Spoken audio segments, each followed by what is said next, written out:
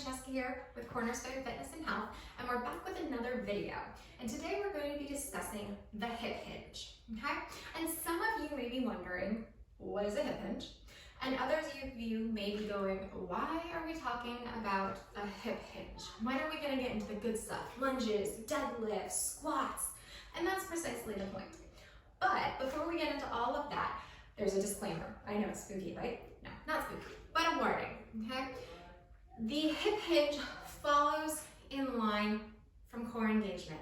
So if you haven't watched last week's video on properly engaging your core or read the post, or you do not feel comfortable in engaging your core and what it means, I'm going to highly suggest that you go back and review, because no matter how well executed a hip hinge is, if you are not properly engaging your core, you run the risk of injuring your low back, and I would hate to see that happen. So, as I said, we are following a progression of functional stability through the core, and that hip hinge follows right after that. So we need to have that knowledge in our heads as we execute a hip hinge. All right, business taken care of, let's get on with it. So we're gonna cover three things in this video. First, why a hip hinge? Two, how do I know I'm performing a hip hinge properly? And three, I'm gonna give you 2 exercises to practice said hip hinge. So, why a hip hinge? Well, the simple answer is that it is the basic first primary movement of any lower body exercise or movement that we do, okay? Squat, lunge, deadlift in the gym. Outside of the gym, sitting and standing, bending and picking something up, all of those should start with a hip hinge. The bigger picture of why a hip hinge goes back to last week. Last week we discussed core engagement, and we talked about how your core was this massive piece of real estate, right? We cut off our arms, our legs will throw the glutes, and our head, and this is our core. Well, if you would find your hip bones for me, you know, those pokey little protuberances, what do you know? They're in my core, okay? So when I talk about core stability and a functional stability in the body, I think of it as a tripod table, 3 legs, tripod. That first leg being core engagement. The second and third leg deal with muscles and ligaments and tendons within your core that help that functional stability. The second leg, therefore, being your hip hinge. Check back next week and I'll do that third leg. And when we wrap those 3 together, you all have a good foundation for functional stability within your core. So, number 2, leg on that functional stability, that hip hinge.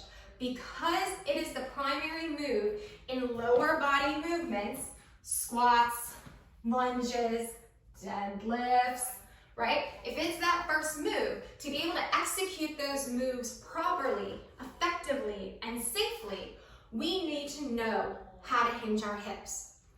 And why do we hinge our hips? Because the hinge of the hips is what I call the light switch. That triggers the glutes and our upper hamstrings to turn on. When we hinge our hips properly, we engage our glutes. And our glutes being the largest muscle of our lower body, I'm like them at the party as much as I can get when I've got to do some heavy lifting. So, where do we get confused with the hip hinge? For most of us, we confuse hinging, right, with bending or folding, okay? Bending and folding occur at the waist. And you'll notice what happens if I bend is the shoulders round, the back rounds. In this position, I am putting a ton of pressure on my low back and my knees. When we hinge, it comes from the hips. When I do this, you notice the back stays straight, the core stays engaged, and all of a sudden, I felt my glutes kick in. When I fold, I don't feel my glutes. When I hinge, they turn on like that light switch. That is why we need to learn how to properly hinge. It's that stability that allows our muscles to work properly together to accomplish the job. So, with that knowledge, how do we learn how to hinge our hips properly? In other words, how do I make sure I'm hinging and I'm not folding? right? Let's be honest, we all have a tendency to, oh, here we go, and we fold. Do too much of that, and our lower back is a little ticked us, and you really can't blame them. So here's where I like to use a wall. Walls are your best friend, folks, along with mirrors. I know nobody likes to say that, but it's how we watch form. Walls are going to be your accountability. So you're going to find yourself a nice wall, and you're going to lean up against the wall, walk your feet out about 1.5 feet away from the wall, enough so that you can imprint your spine, just like we did last week on the mat, imprint your spine on the wall. Again, putting yourself in neutral spine, engaging that core, okay? Again, remembering, if you do anything and you feel something that hurts in your low back, that is your neon flashing sign to stop, reset, ask yourself if you engaged your core. So, you're leaning up against that wall, you've imprinted your spine, you're going to take your hands, you're going to find your hip bones. This is going to be your guide. Now, I'm going to do it once with my hands here, but I know you guys can't see that, and I want you to see what happens. So after I do it once, I'm going to move my hands here. You'll keep your hands on your hip bones. What you're going to do with that core engaged is you're going to take your fingers, pressing your hip bones back towards the wall, driving that tailbone towards the wall, and your hip bones, in effect, are going to bring your chest down. You're going to stop when you feel the engagement in the glutes and the hamstrings, or you can't keep your shoulders from rounding. Okay? You'll squeeze those glutes and you'll reverse the motion and you'll come up. So I'm going to move my hands here so you guys can see. I'm nicely imprinted. I'm going to tilt my tailbone back towards the wall, keeping the core engaged. I'm going to lower until I feel those glutes and hamstrings kick on, squeeze my glutes, and come back up, re-imprint on the wall. Okay? Really, again, important. Keep that core engaged. I'm drawing that tailbone back. I hope you guys can hear that sound, because that's the clue if you're doing it right. If you hinge your hips, you're going to hear and feel your body slide against that wall. So I'll try to be quiet here if you guys can hear it. Probably not much there. And go back. If you fold, you're not going to hear anything, you're not going to feel anything. This is my fold, right? Nothing happened. I tell you my low back's kind of not liking that one so much. Again, if you hinge, you're going to hear and feel your body, your glutes, shift against that wall. Once you've practiced that a couple times, you feel pretty comfortable, you're feeling that connection, that engagement, you'll step away from the wall and you'll do the same thing, okay? Standing nice and tall in neutral spine, core is engaged. I'm going to drive that tailbone back, hinge forward, squeeze the glutes and come back up. That is in effect a good morning, and people weight it, but it can be done unweighted, and it's a great exercise for core stability, lower back strength, glute, hamstring, the whole 9 yards. And you'll practice here, okay? And this is how we get people to work on those hip hinges. And you're gonna need to practice it. It's gonna take time, okay? Anytime you work on those inner stabilization muscles, it takes that mind-muscle connection and practice and patience, but it's worth it, right? We need those small inner stabilizing muscles to be strong because they support these big old global muscles, okay? So once you feel comfortable with that, your next move is going to be these 2 exercises, which I absolutely adore for helping people learn how the mechanics and how it works and translate into all these other exercises that we will cover. So for the 2 exercises, you're going to need either a step stool or a bench, something low that can support your weight to do step-ups, and you'll need a chair or a bench that, again, won't slide or move, because we're going to use both of these to do our exercises. And the first exercise we're going to do is the step-up. So you're going to grab your step stool or anything else that you have that you can stand up that's going to support your weight. And many of you may have done step-ups in the past, but I guarantee they're probably not like this. So you're going to face your step. A curb will work just as well too if you're outside. All right? And we're going to place our left foot up on the step. You need to make sure it's something where you can get your entire foot, especially your heel, on that step. We're going to place that foot on there with control. No flopping, please. Right? With control. Use that core. And once our foot's up here, we're going to transfer the weight to that left leg. Okay? So most of my weight is now in this left leg. I'm going to engage my core, and I'm going to hinge into my left hip. Right? So I was here, and I went back here. and I felt those glutes turn on. So I know that light switch kicked.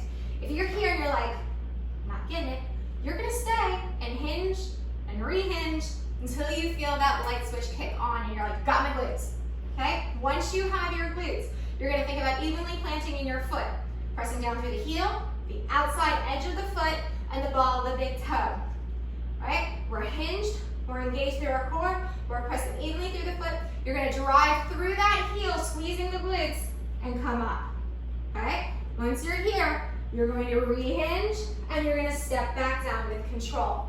Notice, okay? And then you'll do it again, plant.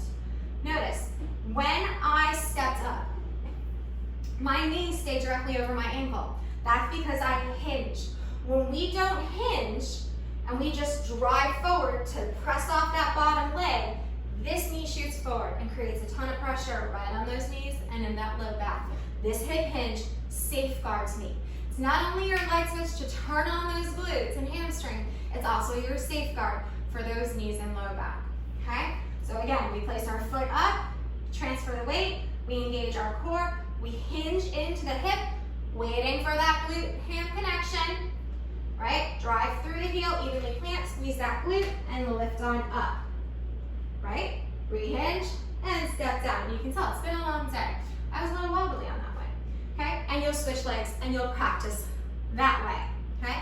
The second exercise is a little more complicated, but still a great way to practice your hip hinge, and it's a chair or a box squat.